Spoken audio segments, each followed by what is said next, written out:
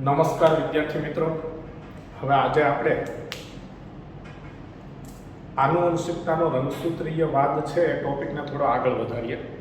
છેલ્લા લેક્ચરમાં આપણે જોયું કે આનુવંશિકતાનો રંગસૂત્રીય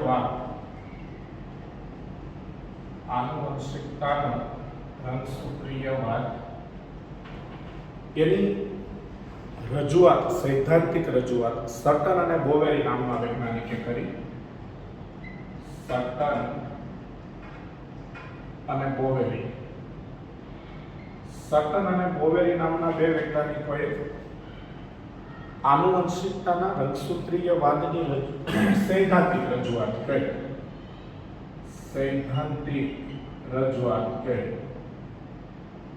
એટલે એમાં આપણે એવું જોયેલું કે મેન્ડલના આનુવંશિકતાના નિયમો છે એ રંગસૂત્રને આધારે સમજાવી શકાય છે. જેમ કે મેન્ડલનો કારકોના વિશ્લેષણનો નિયમ છે, તો મેન્ડલ એવું કહેતા કે પ્રજનન કોષોની ઉત્પત્તિ સમયે કારકો એટલે કે જનીનો જોડમાંથી છૂટા પડે, તો રંગસૂત્રો પણ જોડમાંથી છૂટા પડે.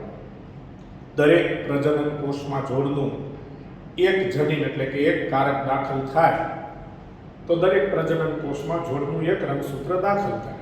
એટલે રંગસૂત્રને આધારે મેન્ડલના આનુવંશિકતાના નિયમો સમજાવી શકાય એવી સૈદ્ધાંતિક રજૂઆત સટન અને બોવેરીએ કરી. પરંતુ આનુવંશિકતાના રંગસૂત્રીય વાદની પ્રાયોગિક સાબિતી એ થોમસ હન્ટ મોર્ગન નામના વૈજ્ઞાનિકે રજૂ કરી. થોમસ હન્ટ મોર્ગન નામના વૈજ્ઞાનિકે પ્રાયોગિક સાબિતી આપી.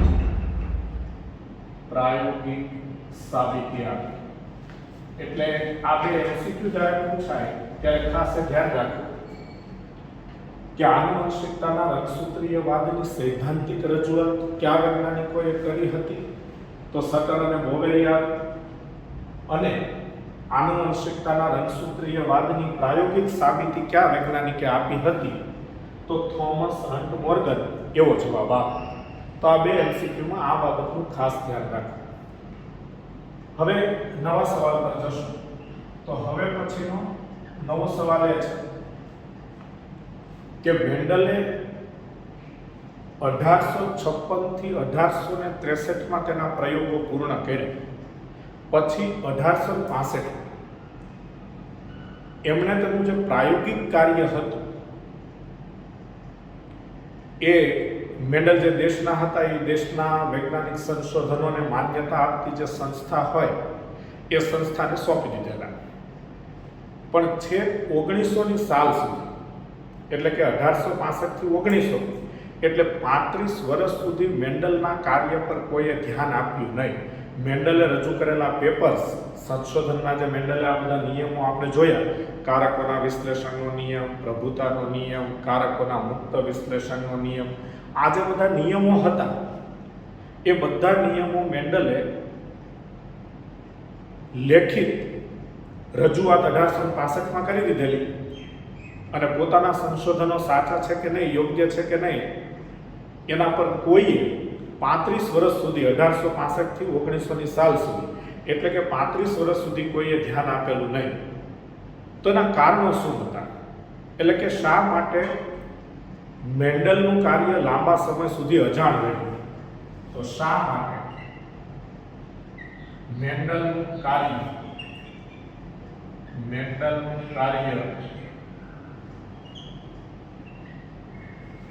લાંબા સમય સુધી અજાણ રહ્યું? લાંબા સમય સુધી અજાણ રહ્યું. તો એક સવાલ આપણો આ છે કે શા માટે મેન્ડલનું કાર્ય લાંબા સમય સુધી અજાણ રહ્યું? તો હમણાં આપણે વાત કરીએ કે મેન્ડલે તેના પેપર્સ 1865માં રજૂ કરી દીધા હતા. તો મેન્ડલ છે 1865માં તેના પેપર્સ એટલે સંશોધનના પેપર્સ રજૂ કર્યા હતા. તો 1865માં મેન્ડલે તેના રિસર્ચ પેપર એટલે કે સંશોધનને લગતા પેપર્સ છે 1865માં રજૂ કરી દીધેલા. એ સમયે કોઈ બ્રુનની નેચરલ હિસ્ટ્રી સોસાયટી નામની સંસ્થા હતી કે જે વૈજ્ઞાનિક સંશોધનોને પરમિશન આપતી હશે. એ સંસ્થાને મેન્ડલે 1865માં તેના પેપર્સ રજૂ કર્યા હતા. પરંતુ લાંબા સમય સુધી એટલે કે લગભગ 1900ની સાલ સુધી એટલે 35 વર્ષ સુધી મેન્ડલના કાર્ય પર કોઈએ ધ્યાન નહીં આપ્યું. તેના કેટલાક કારણો હતા. તો એમાં કયા કયા કારણો હતા? તો લાંબા સમય સુધી એટલે 1900ની સાલ સુધી 1900 સુધી તેના પર કોઈ ધ્યાન ન આપ્યું. તેના પર કોઈએ ધ્યાન ન આપ્યું. તો 1900ની સાલ સુધી તેના પર કોઈએ ધ્યાન ન આપ્યું. તેના કેટલાક કારણો હતા. તો તેના કારણોમાં પહેલું કારણ એ હતું કે મેન્ડલ આનુવંશિકતા માટે જવાબદાર ઘટકને કારક કહેતા હતા. તો મેન્ડલ આનુવંશિકતા માટે જવાબદાર ઘટકને કારક કહેતા હતા. એ કારક વિશેની જે સંકલ્પના હતી એ ત્યારે નવી હતી, તેના સમકાલીનોને મંજૂર નહોતી. બીજું કારણ એ હતું કે એ સમયે આજની જેમ સંચાર વ્યવહાર એટલે કે કોમ્યુનિકેશન એ નબળું હતું. એટલે કે આજના જમાનામાં ઇન્ટરનેટ છે, ફેસબુક છે, વોટ્સઅપ છે, ઇન્સ્ટાગ્રામ છે, આ બધા સોશિયલ મીડિયાને કારણે કોઈ પણ વૈજ્ઞાનિક કે કોઈ પણ વ્યક્તિને પોતાના કાર્યનો પ્રચાર સારી રીતે કરવાની તક મળે અને કોઈ પણ વ્યક્તિને એના કાર્યનો બહોળો પ્રચાર મળે, મોટો પ્રચાર મળે. પરંતુ એ સમયે મેન્ડલના સંશોધનો તો આપણે જાણીએ છીએ કે 1856 થી 1863માં થયા અને 1865માં તો તેમણે તેના પેપર્સ રજૂ કરી દીધા હતા. એટલે એ સમયે સંચાર વ્યવહાર નબળો હતો. સંચાર વ્યવહાર એટલે કોમ્યુનિકેશન એટલે કે વોટ્સઅપ, ફેસબુક આવી સોશિયલ મીડિયાની કોઈ સાઇટો ન હતી. સંચાર વ્યવહાર નબળો હતો અને તેના કારણે મેન્ડલને તેના કાર્યનો બહોળો પ્રચાર, વધારે પ્રચાર મળ્યો. બીજું કારણ એ હતું કે મેન્ડલ જેને કારકો કહેતા હતા. તો મેન્ડલ કહેતા હતા કે આનુવંશિકતા માટે જવાબદાર એકમને કારક કહેવાય. કારક એ આનુવંશિકતાના લક્ષણો માટે જવાબદાર સ્થાયી ઘટક છે અને સ્વતંત્ર કે વિભક્ત એકમ છે. આપણે પ્રભુતાના નિયમમાં જોયું કે આનુવંશિક લક્ષણોનું નિયંત્રણ કરતા સ્વતંત્ર એકમને કારક કહેવાય, જે કારકને આજે આપણે જનીન કહીએ છીએ. તો મેન્ડલ કારકો વિશેની જે માન્યતા ધરાવતા હતા એ માન્યતા એના સમકાલીનોને મંજૂર ન હતી. તેના સમકાલીનોને મંજૂર ન હતી. એટલે કે એ સમયના આવા આનુવંશિકતા વિશેના રિસર્ચ કરતા જે બીજા વૈજ્ઞાનિકો હતા એને કારકો વિશેની જે માન્યતા હતી એ મંજૂર ન હતી. એનું કારણ એવું હોઈ શકે કે એના સમકાલીન વૈજ્ઞાનિકો છે એ કુદરતની પ્રકૃતિની વિવિધતાથી પરિચિત હતા. એટલે એના સમકાલીન વૈજ્ઞાનિકો આ વાતને સ્વીકારવા તૈયાર ન હોય કે કારક નામના ઘટક દ્વારા કે કારક દ્વારા માતા પિતાના લક્ષણો સંતતિમાં વારસામાં આવે છે. એટલે મેન્ડલની કારકો વિશેની વાત તેના સમકાલીનોને મંજૂર ન હતી. ત્રીજું કારણ એ હતું કે મેન્ડલે તેના નિયમો સમજાવવા માટે, આનુવંશિકતાના નિયમો સમજાવવા માટે ગાણિતિક તર્કનો ઉપયોગ કરેલો. ગાણિતિક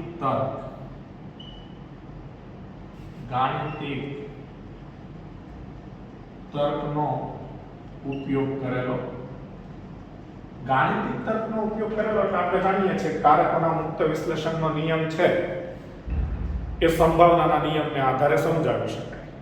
તો આપણે જ્યારે કારકોના મુક્ત વિશ્લેષણનો નિયમ ભણેલા ત્યારે આપણે એની એક સમજૂતી સંભાવનાના નિયમને આધારે આપેલી છે કે બે લક્ષણો સાથે વારસામાં આવે તો બંને લક્ષણો માટે જવાબદાર જનીનોનું વિશ્લેષણ મુક્ત રીતે થાય છે. એટલે કે એક લક્ષણના વારસા પર બીજા લક્ષણના વારસાની કોઈ અસર હોતી નથી.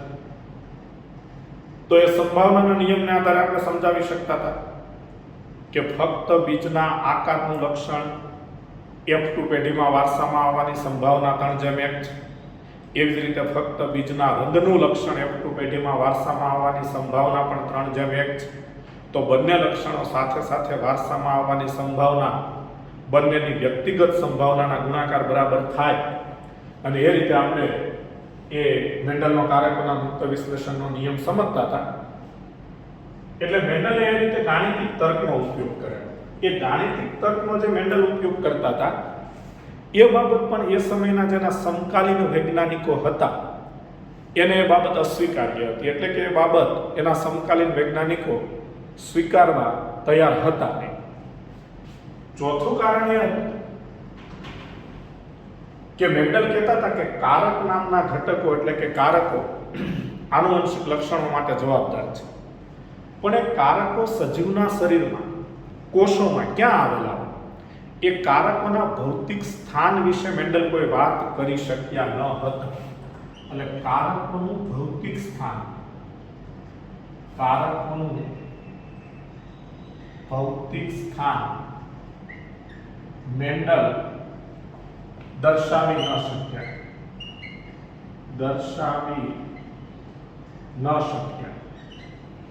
આજે આપણે બધા જાણીએ છીએ કે કારકો એટલે આજે આપણે જેને જનીન કહીએ છીએ, જનીનો રંગસૂત્ર પર આવેલા હોય અને રંગસૂત્ર કોષ કેન્દ્રમાં આવેલું હોય એટલે આજે આપણને ખબર છે કે જનીનનું ભૌતિક સ્થાન છે રંગસૂત્ર છે.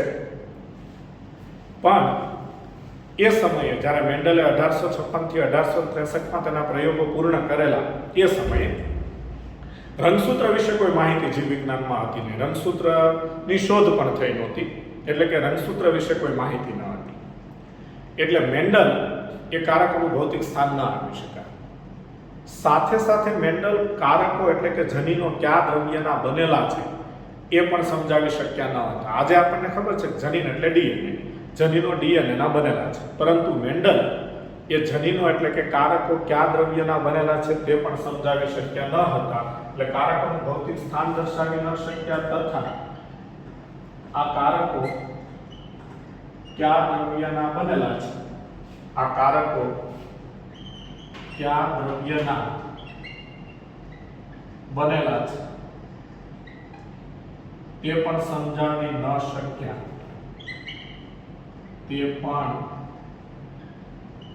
સમજાવી ન શક્યા.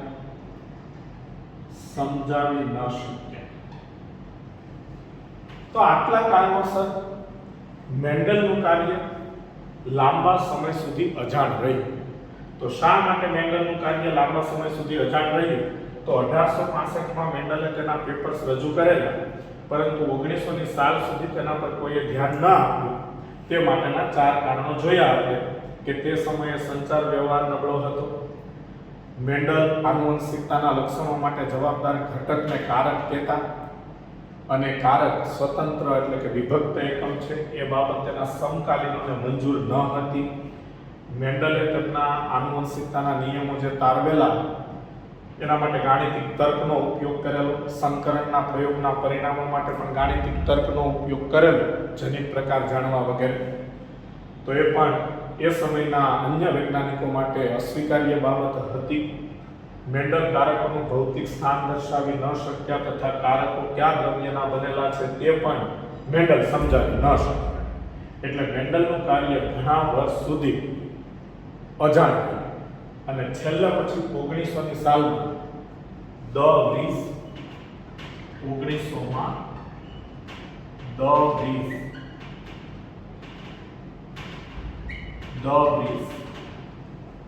કાર્લ ફોરેન્સ એટલે કોરેન્સ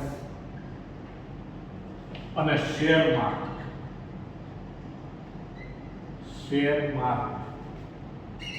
નામના 3 વૈજ્ઞાનિકોએ સ્વતંત્ર રીતે મેન્ડલના સંશોધનો પર પુનઃ અભ્યાસ કર્યો અને મેન્ડલના કાર્યનું પુનઃ સંશોધન કર્યું. મેન્ડલના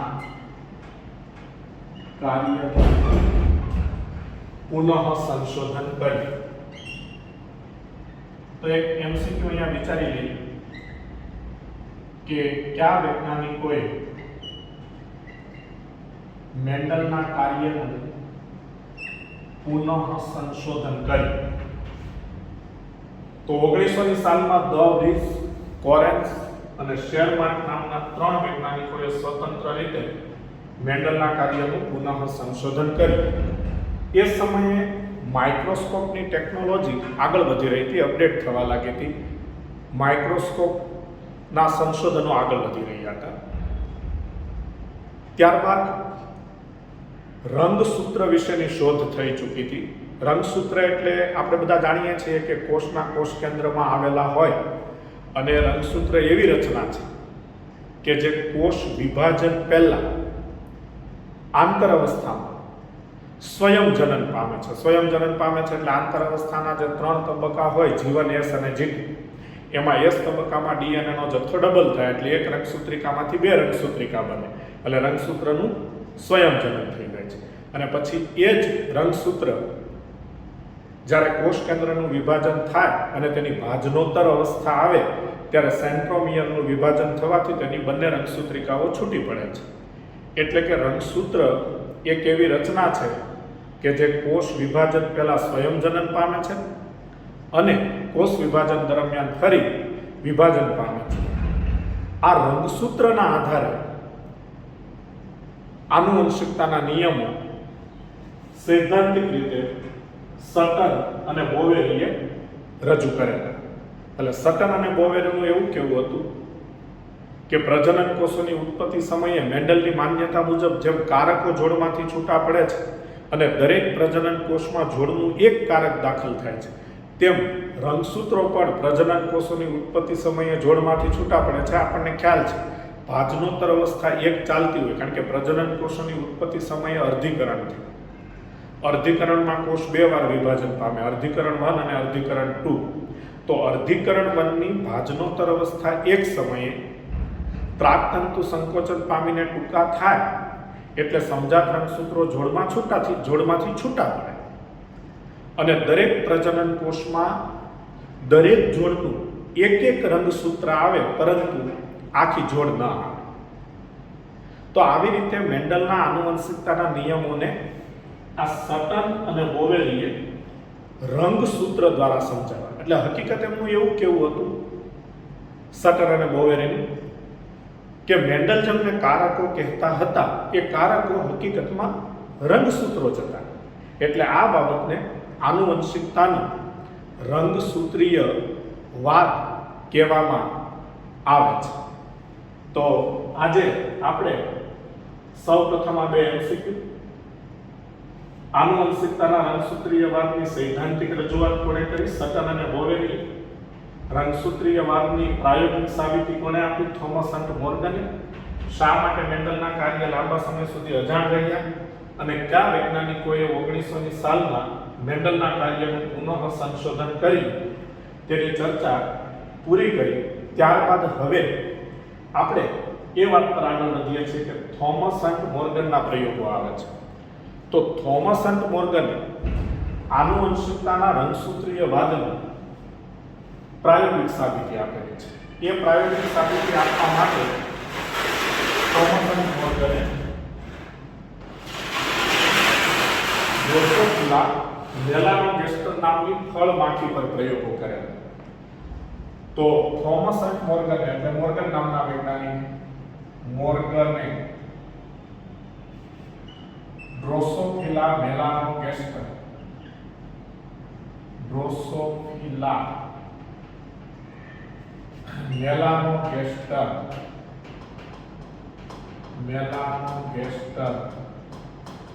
નામની ફળ માખી પર પ્રયોગો કરે.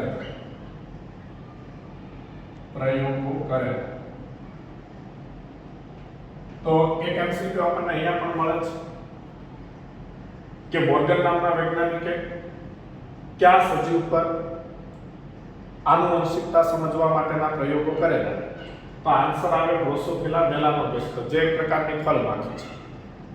કયા વૈજ્ઞાનિકે આનુવંશિકતાના રંગસૂત્રીયવાદની પ્રાયોગિક સાબિતી આપી? કે પ્રયોગાત્મક ચકાસણી કરી. તો પ્રયોગાત્મક ચકાસણી કરી કે પ્રાયોગિક સાબિતી આપી તો એમાં આન્સર આવશે મોર્ગન. તો મોર્ગને ડ્રોસોફિલા મેલાનોગાસ્ટર ફળમાખી પર પ્રયોગો કરેલા અને આનુવંશિકતાના રંગસૂત્રીય વાદની પ્રયોગાત્મક ચકાસણી કરી. શા માટે મોર્ગને આ ડ્રોસોફિલા મેલાનોગાસ્ટર નામની ફળમાખી જ પસંદ કરી? બીજા કોઈ સજીવ પર પ્રયોગો કેમ નહીં કર્યા? તો એના કેટલાક કારણો છે. તો એક સવાલ આપણે જોઈએ અને એ રીતે બોર્ડની એક્ઝામમાં 2 માર્ક્સનું કારણ પણ પૂછાય કે વૈજ્ઞાનિક કારણ આપો. મોર્ગને તેના પ્રયોગો માટે ડ્રોસોફિલા માખી પસંદ કરી. તો વૈજ્ઞાનિક કારણ આપો. વૈજ્ઞાનિક કારણ આપો કે મોર્ગને તેમના પ્રયોગો માટે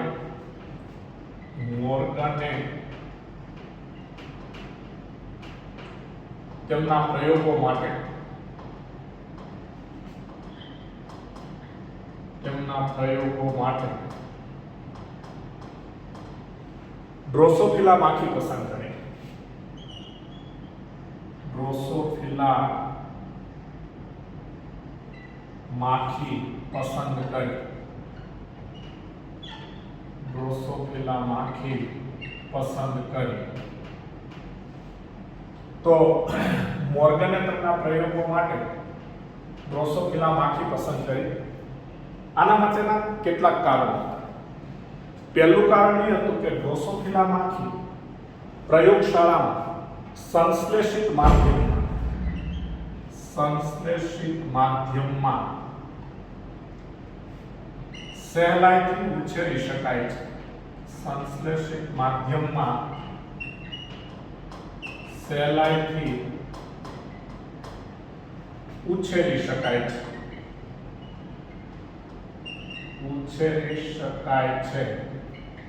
તો પહેલું કારણ એ હતું ડ્રોસોફિલા માખી છે એ પ્રયોગશાળામાં સંશ્લેષિત માધ્યમમાં, ધારો કે કોઈ સંશ્લેષિત માધ્યમ બનાવેલું હોય, ગ્લુકોઝનું દ્રાવણ હોય કે પોષક દ્રવ્યયુક્ત દ્રાવણ બનાવેલું હોય કે જેમાં ડ્રોસોફિલા માખી છે એને સહેલાઈથી ઉછેરી શકાય. એટલે એવા સંશ્લેષિત માધ્યમમાં સહેલાઈથી ઉછેરી શકાય છે.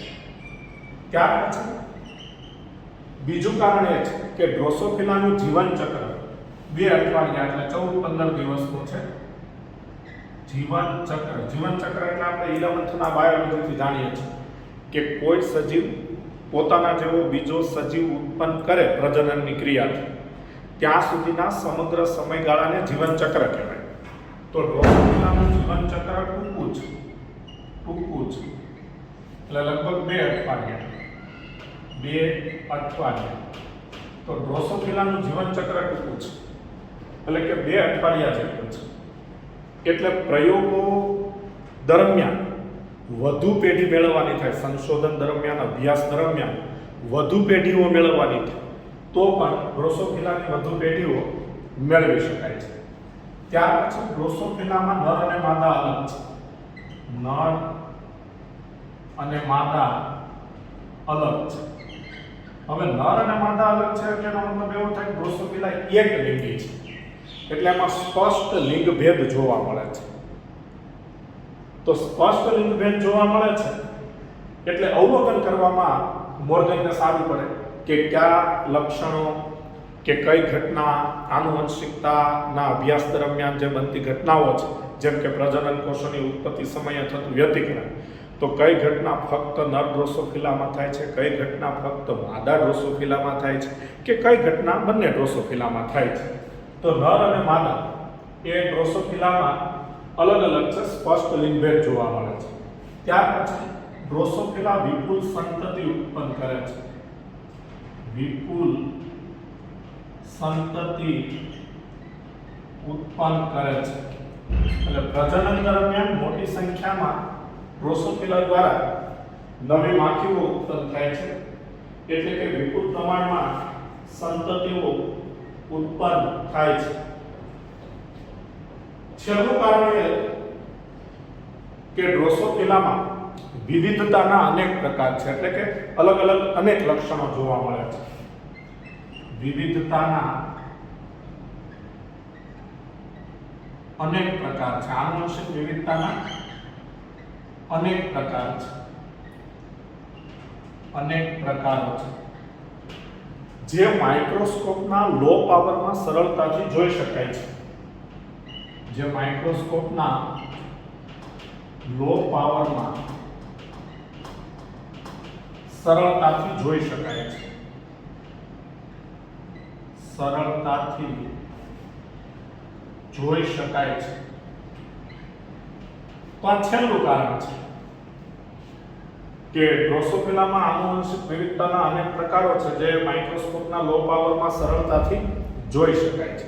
તો આ બધા કારણોસર મોર્ગને તેના પ્રયોગો માટે ડ્રોસોફિલામાંથી પસંદ કરી. તો 2 માર્ક્સનું વૈજ્ઞાનિક કારણ બોર્ડની એક્ઝામમાં આવી રીતે પૂછાવાની શક્યતા રહે. એમસીક્યુ પણ પૂછી શકાય કે મોર્ગને તેના પ્રયોગો માટે ડ્રોસોફિલામાંથી પસંદ કરી હતી, તેના માટે કયા કારણો જવાબદાર હતા કે નીચેનામાંથી કઈ બાબતો જવાબદાર હતી, એવો એમસીક્યુ પણ પૂછી શકાય. તો આ 5 બાબતો હતી. પ્રયોગશાળામાં સંશ્લેષિત માધ્યમમાં સહેલાઈથી ઉછેરી શકાય, જીવન ચક્ર ટૂંકું છે એટલે 2 અઠવાડિયા જેટલું છે, નર અને માદા ડ્રોસોફિલા અલગ છે, સ્પષ્ટ લિંગભેદ જોઈ શકાય છે, વિપુલ સંતતિઓ ઉત્પન્ન કરે છે અને તેમાં વિવિધતાના અનેક પ્રકારો છે જે માઇક્રોસ્કોપના લો પાવરમાં સરળતાથી જોઈ શકાય છે. તો વિદ્યાર્થી મિત્રો, આપણો આ લેક્ચર અહીંયા આપણે પૂર્ણ કરીએ છીએ અને નેક્સ્ટ લેક્ચરમાં અહીંયાથી આપણે આગળ વધીશું. તો હવે આગળનો ટોપિક નેક્સ્ટ લેક્ચરમાં અહીંથી આગળ જોઈશું આપણે. Okay, thank you.